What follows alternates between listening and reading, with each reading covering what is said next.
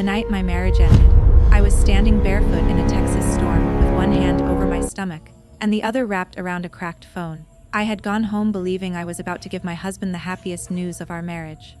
Instead, before midnight, I would learn that he had betrayed me, taken what belonged to my family, and convinced himself I was too frightened to fight back. He was wrong. Because when I finally called my father and said, "Dad, I need you," my husband had no idea that one phone call was about to expose every secret he had been hiding. My name is Claire Whitmore.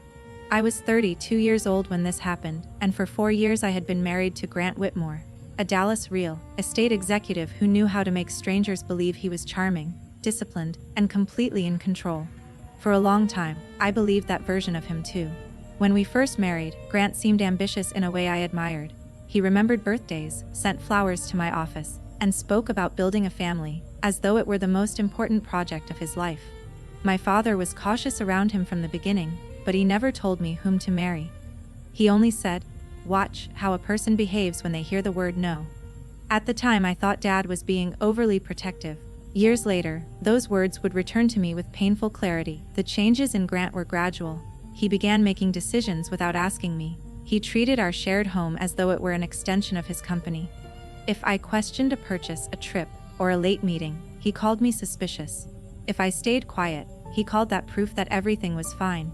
Slowly, I started choosing silence because it seemed easier than another argument. I did not realize how much of myself I was giving away one quiet decision at a time.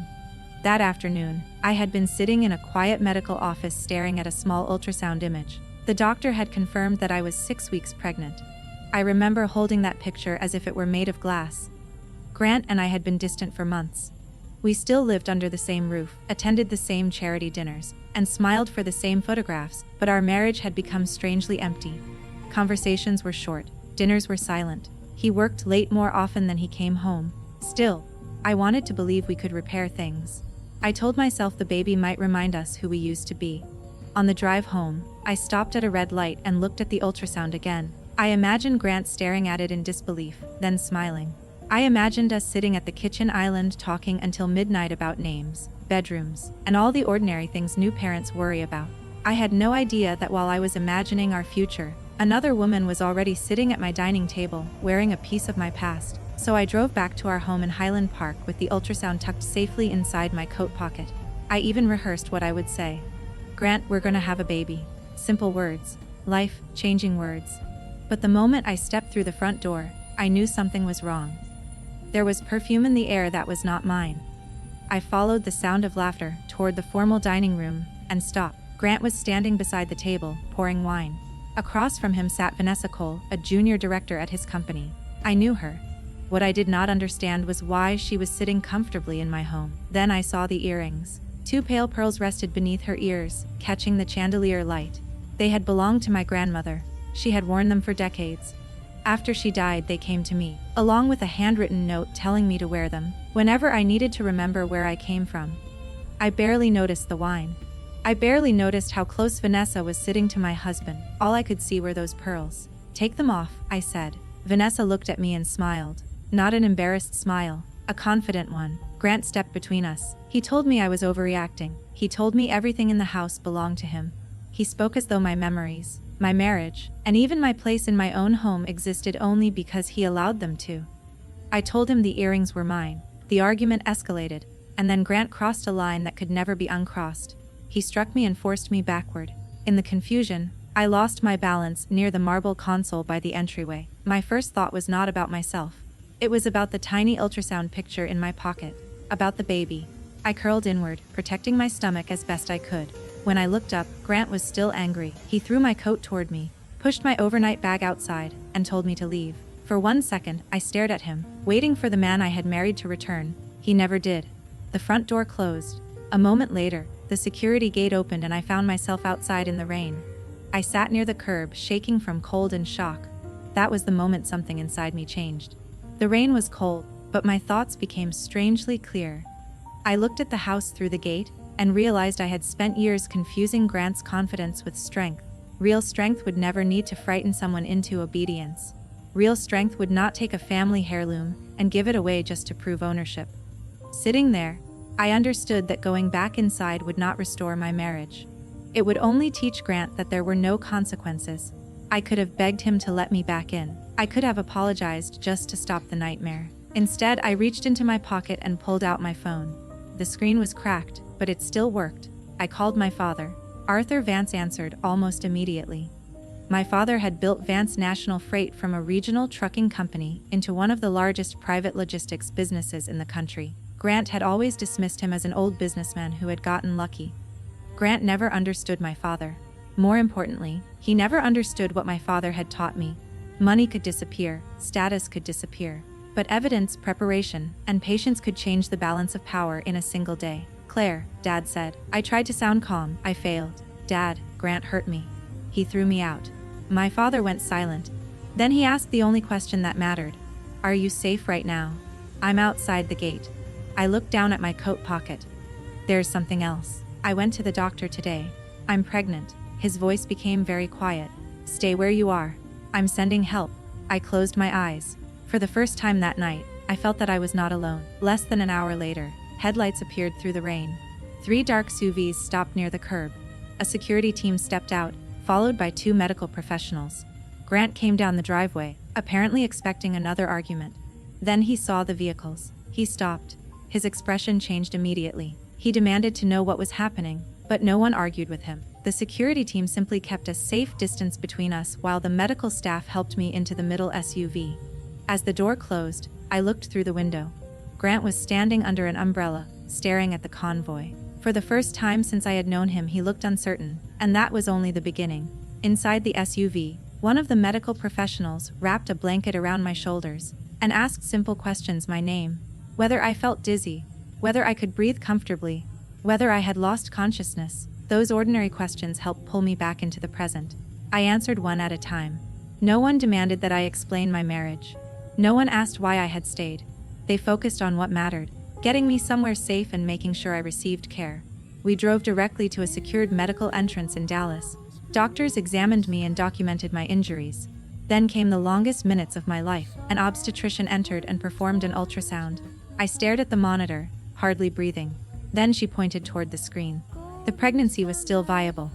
There were complications from the trauma, she explained, and I would need strict rest and close monitoring. Nothing was guaranteed. But in that moment, there was still hope. I cried. Not because Grant had frightened me, because the future I had imagined that afternoon had not completely disappeared. My father stood near the window during the examination. When the doctor finished, he came to my bedside and took my hand. "I'm sorry," he said. I shook my head. "I don't want sympathy. I want the truth." He nodded. That was when Rebecca Shaw entered the room. Rebecca was my father's lead attorney, a precise, calm woman who never seemed impressed by wealth or intimidated by power. She placed a briefcase on the table. "Claire," she said, "we started reviewing Grant's finances as soon as your father called." I stared at her. "Already? Your father moves quickly." She opened a tablet.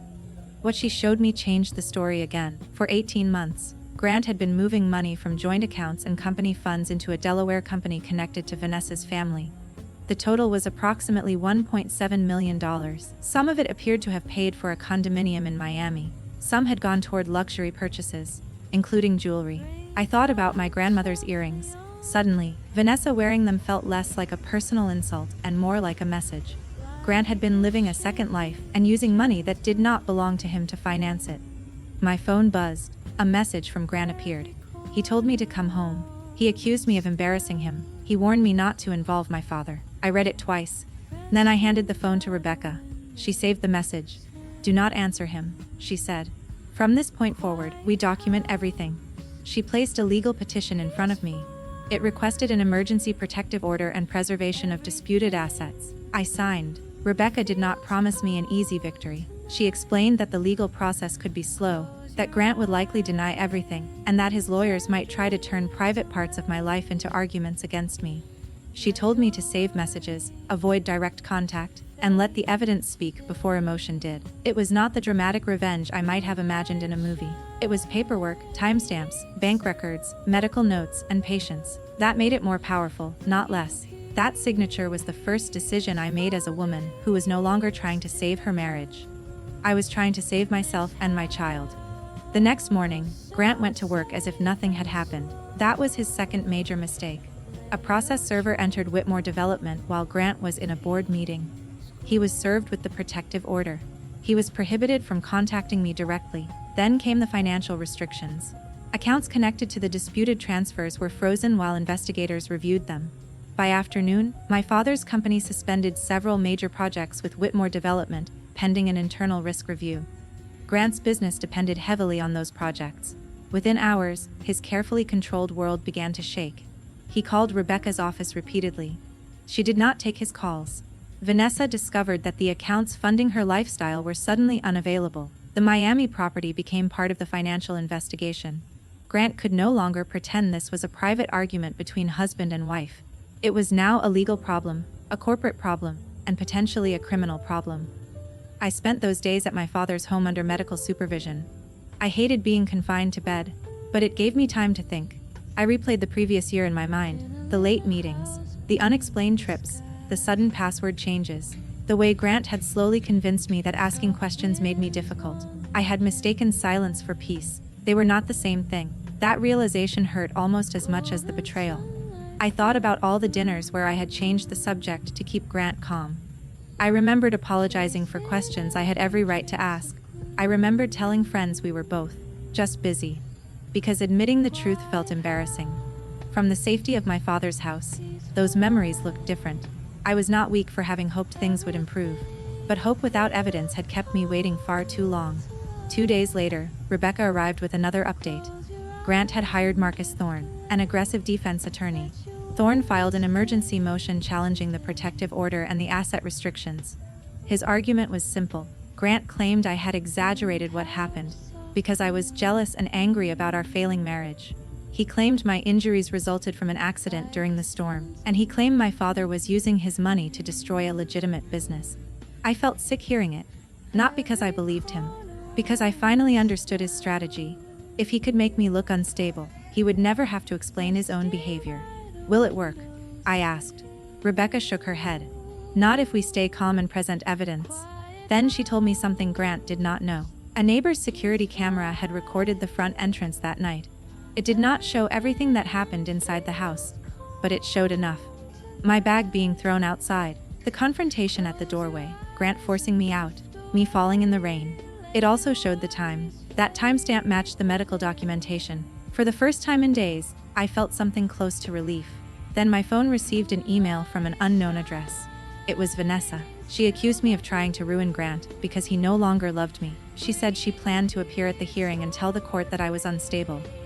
I showed Rebecca. She saved that too. Every time they contact you, she said, they give us another piece of the story. The hearing was scheduled for the next morning. I barely slept. Walking into the Dallas County Courthouse was harder than I expected. I wore a conservative blouse and kept my hair pulled back. My father's security team stayed several steps behind me. Grant was already inside. He looked perfect. Tailored suit, calm expression, controlled posture. If you had seen him without knowing the story, you might have thought he was the reasonable person in the room. That was one of the most frightening things about him. He knew how to perform normality. Vanessa sat behind him in the gallery, and on her wrist was another piece of my grandmother's jewelry, a diamond bracelet. I wanted to turn around and confront her. Rebecca leaned closer, ears forward. So I sat down. The judge entered. Marcus Thorne immediately began describing me as jealous, emotional, and vindictive. He said Grant was the target of a campaign designed by my wealthy father. He said I had fallen outside in bad weather and turned an accident into an accusation. Grant sat quietly, looking exhausted and wounded. It was an impressive performance. For a few minutes, listening to him, I understood how easily a confident voice could rearrange a story. He took my fear and called it instability. He took Grant's choices and called them misunderstandings. He took my father's protection and called it interference. If I had walked into that courtroom without records, I might have wondered whether truth was enough. Then I looked at Rebecca. She was not worried. She had spent days building a timeline. Every document had a date. Every message had a screenshot. Every financial transfer had a destination. The truth was no longer only my memory. It had become a record. Then Rebecca stood. She did not insult him. She did not raise her voice. She simply asked permission to play a video. The security footage appeared on the courtroom monitor. The room became silent. There was the front door. There was my bag landing outside. There was Grant at the entrance. There was me being forced into the storm. There was the fall. When the video ended, nobody moved for several seconds. Grant's expression had changed. His attorney looked at him. Rebecca then submitted the medical documentation and the financial records showing the suspicious transfers. Thorne objected, arguing that the financial issues had nothing to do with the protective order. The judge allowed Rebecca to continue. Then she reached for a sealed medical document. My heart began to pound. This was the fact Grant still did not know. Rebecca explained that I had visited a doctor earlier on the same day. She handed the document to the judge. He read it. Then he looked at Grant. The courtroom suddenly felt very small. Rebecca said quietly, "Mrs. Whitmore was 6 weeks pregnant." Grant turned toward me.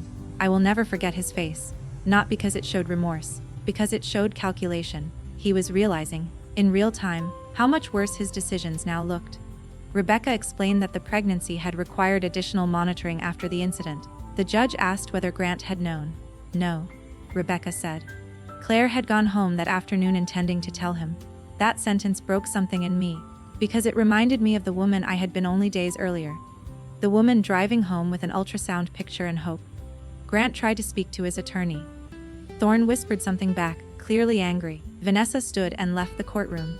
The judge upheld the protective order and referred the evidence for further investigation. Grant was temporarily taken into custody on the pending domestic violence matter. As officers approached him, he looked at me again. I did not smile. This was not a victory parade. I had imagined that accountability would feel like a burst of triumph. Instead, I felt tired. I was relieved that the judge had listened, but I also knew I still had medical appointments, legal meetings, and a pregnancy to protect. My life had not magically repaired itself because Grant finally faced consequences. Healing, I learned, was quieter than justice. It happened in ordinary mornings, safe rooms, honest conversations, and the gradual return of sleep. It was the moment the truth finally became louder than his version of events. Outside the courtroom, my father asked if I was all right. I told him I did not know yet, and that was true. Justice does not instantly erase fear. It does not repair trust.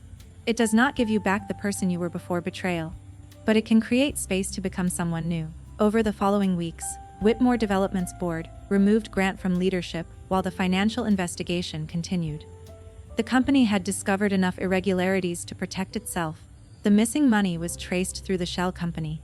Vanessa eventually cooperated with investigators and surrendered property and jewelry connected to the disputed funds. My grandmother's pearls came back to me in a small evidence box.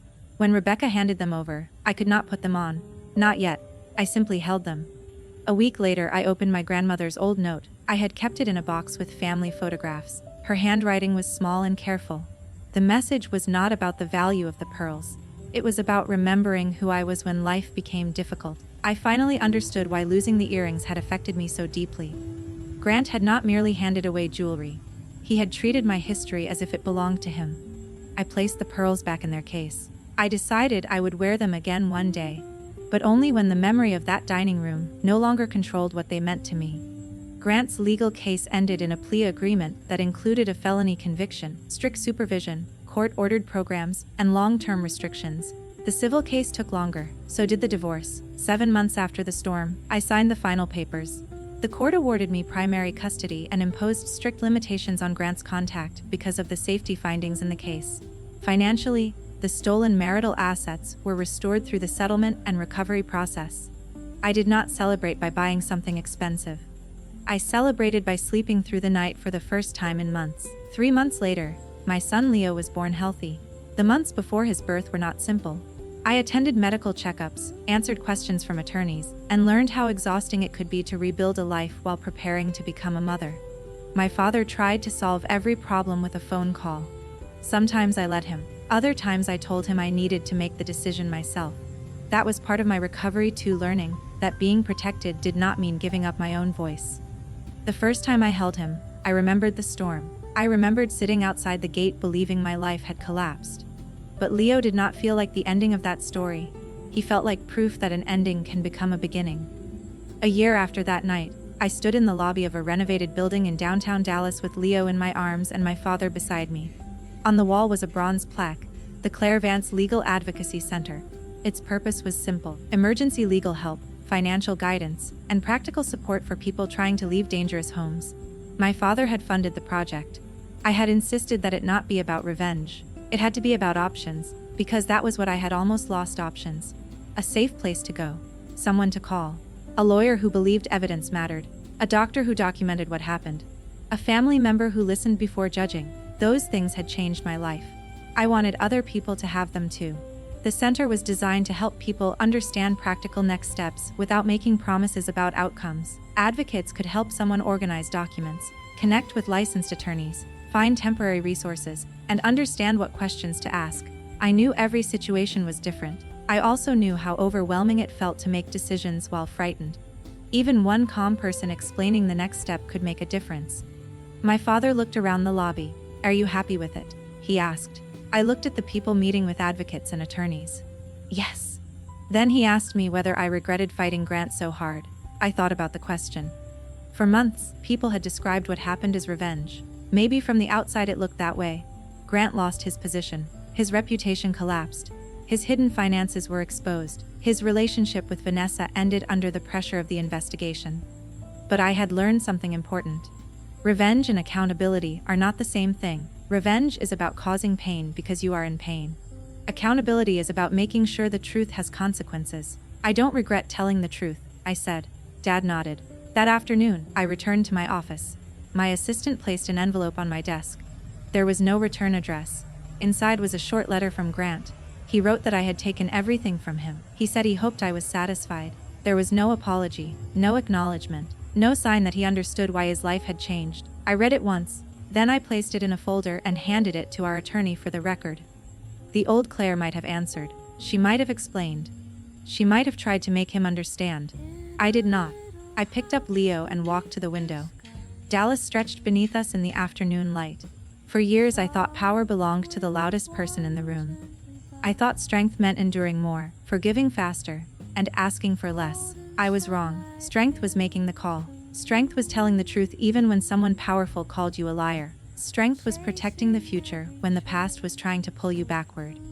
And justice was not watching Grant lose everything. Justice was realizing that he no longer had the power to decide what happened next. I did. That was the night I lost a marriage. But it was also the night I found my voice. And once I found it, I never gave it away again.